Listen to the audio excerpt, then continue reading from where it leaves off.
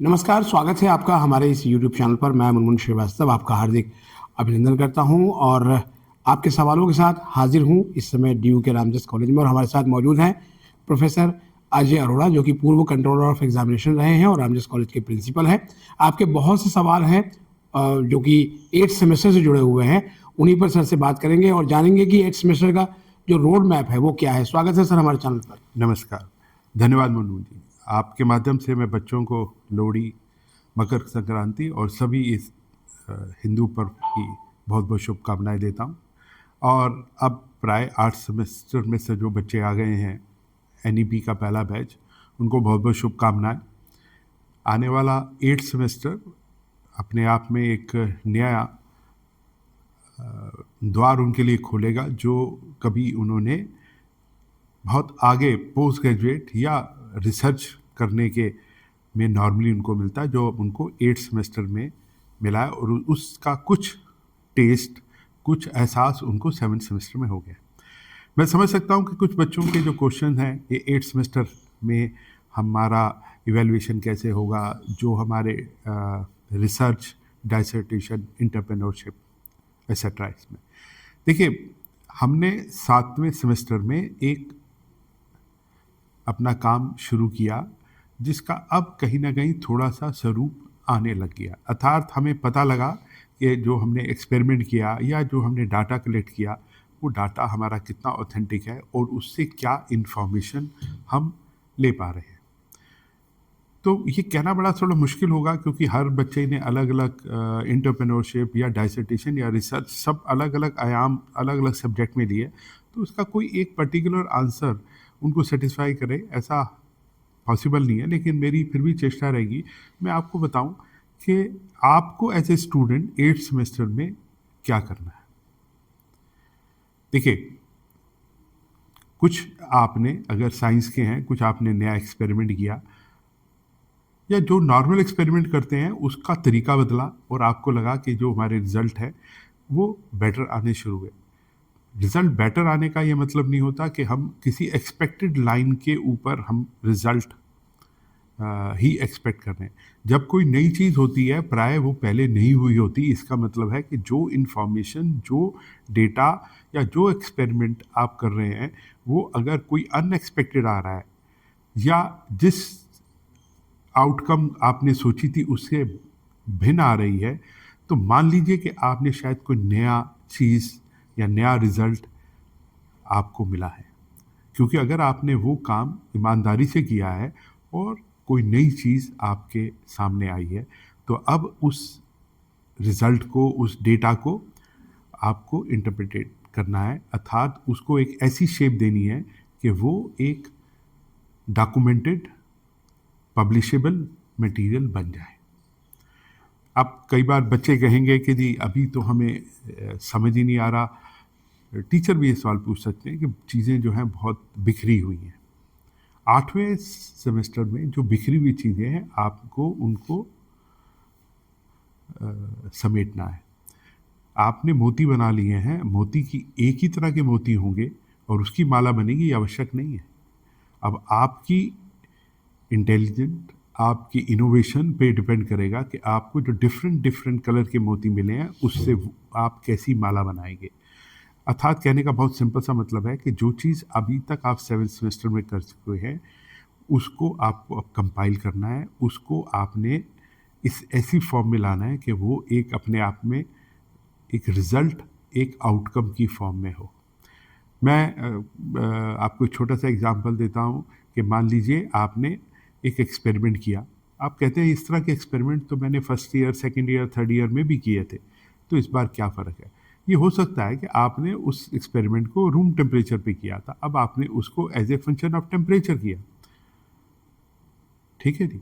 कोई ज्योग्राफी का बच्चा है, वो एक एक्सपेरिमेंट दिल्ली में किया, एक जाके मैंने पहाड़ पे किया, एक मैंने ऐसी जगह पे किया जहाँ पे समुंदर है। तो आपके पास उस रिज़ल्ट को इंटरप्रेट करने के 3 डिफरेंट पैरामीटर्स हो गए। आपने किसी हिस्टोरिकल साइट का मायना किया और वहाँ पे आपने देखा कि इसमें जितने खंबे हैं वो सारे एक ही साइज़ के हैं। ठीक है, क्या वो एक ही साइज़ के हैं? ठीक है जी, उसमें क्या कोई ऐसी चीज़ मुझे दिखी जो पहले किसी और ने नहीं देखी? तो मैं हमेशा मानता हूँ कि आपकी सोच अगर पहले से भिन्न होगी तभी आप कुछ नई चीज़ ले पाएँगे। अगर आपको कुछ चीज़ ऐसी दिखती है अपने काम में, चाहे वो एक्सपेरिमेंट रहा हो, चाहे किसी चीज़ का डेटा एनालिसिस रहा हो, तो मान लीजिए कि आपको कोई नई चीज़ मिली है। मैं इस आपके माध्यम से हर उस विद्यार्थी को कहना चाहता हूँ कि कभी-कभी एक अनएक्सपेक्टेड रिज़ल्ट होता है, वो आपको हमेशा एक ऐसी चीज़ देता है, जो पहले नहीं हुई होती। लेकिन हम कई बार उसको कहते हैं, ये तो रिज़ल्ट अनएक्सपेक्टेड है, तो ये गलत होगा। अपने आप पे विश्वास रखिए, आपका कोई लाइन से अलग कोई चीज़ आपको मिल रही है, वो आपको बेटर अंडरस्टैंडिंग देगी। आप अपने टीचर से डिस्कस करिए। आप यूनिवर्सिटी के अंदर लाइब्रेरी में जाके जर्नल्स को देख सकते हैं। यहाँ पे मैं ये भी कहूँगा कि अब किसी भी जर्नल का आप एक्सेस दिल्ली यूनिवर्सिटी के इंटरनेट के माध्यम से अपनी लाइब्रेरी में वो सब देख सकते हैं और समझ सकते हैं और पढ़ सकते हैं। तो अभी आपने जितना काम 7 सेमेस्टर में किया है, उसको कंपाइल करिए, उसके रिज़ल्ट को एनालाइज़ करिए और कोशिश करिए कि वो एक ऐसी शेप ले कि वो पब्लिशेबल मटेरियल बन जाए।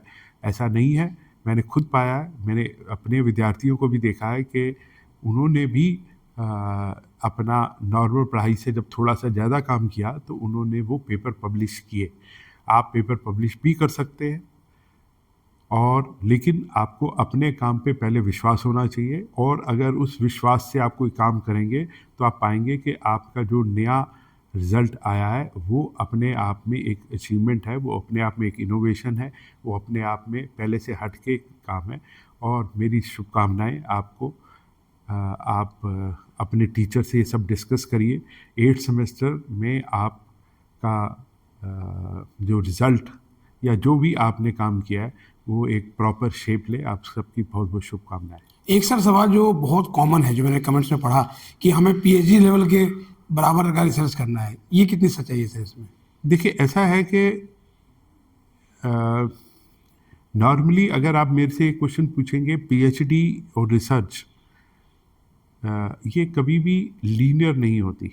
अर्थात मैं ये कहूँ कि मैंने ये पेपर पढ़ लिया तो मेरे इतने क्रेडिट अर्न हो गए। रिसर्च हमेशा नॉन लीनियर होती है। कभी-कभी मैंने इसलिए कहा कि आपने जो भी काम किया, जो भी आपने काम किया, उसको आप क्रिटिकली एनालाइज़ करिए। आप पाएँगे कि आपने पहले से उसको भिन्न किया और जो पहले से डिफ़रेंस आ रहा है, वही पब्लिश आप कर लेंगे, वही आपकी रिसर्च है। होता क्या है कि कभी-कभी हम मान के चलते हैं कि रिसर्च का मतलब है कि हम स्ट्रेट अवे पीएचडी कर रहे हैं। रिसर्च का मतलब सिर्फ पीएचडी नहीं होता। आप और रिसर्च ये भी नहीं है कि मैं इतने आवर्स कर लूँ तो मेरा पेपर हो जाएगा।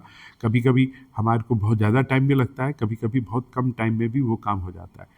और पीएचडी का तो मौका मिलेगा अगर जो बच्चे 4 ईयर कर लेंगे और उनका ग्रांट सीजीपीए 7.5 से होगा और वो नेट का एग्ज़ाम देके डायरेक्ट पीएचडी भी कर पाएंगे। लेकिन जो इन्होंने 7th और 8th सेमेस्टर में काम किया है, let me tell you that is going to be their basis for continuing their work in research, particularly PhD. एक सवाल सर चलते-चलते बहुत से स्टूडेंट्स पूछते हैं, खासतौर पर उनके पेरेंट्स, कि बच्चे ने 4th ईयर लेके गलती तो नहीं कर दी? देखिए, मुझे लगता है कि माँ-बाप के एक पिक्चर का डायलॉग है कि कभी-कभी हम अपनी सोच जो है अपने बच्चों पे डाल देते हैं।